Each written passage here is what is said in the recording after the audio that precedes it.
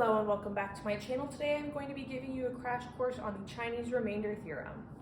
Alright, so the theorem says that m and n in the set of integers where the greatest common denominator between m and n is 1, so they are co-prime, and where b and c are also in the set of integers, then x congruent to b mod m and x congruent to c mod n have exactly one solution where x is between 0 and mn.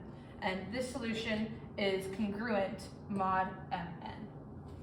Alright, let's say we were given the two equations, x is congruent to 7 mod 13 and x is congruent to 3 mod 14.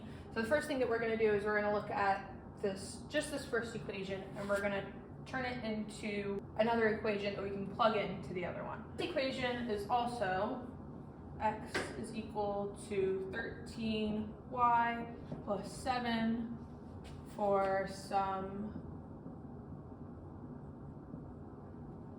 y in the set of integers. Alright, and now we plug this x into our second equation here. So we have 13y plus 7 is congruent to 3 mod 14.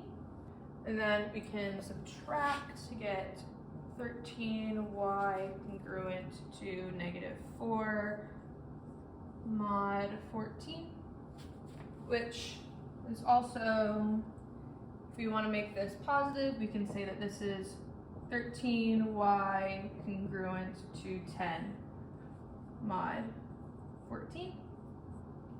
Do a little bit of math and we can find that y is equal to 4. And then we plug this 4 back up into this equation here and get that x is equal to 59. And that's our final solution. And the theorem says that we are left with the congruence 59 mod 13 times 14, which is 182. And we're done. Thank you so much for watching. This has actually been part of my final project for my math degree. If you have any questions, I'd be more than happy to answer them in the comments below. Once again, thank you so much for watching and have a great day.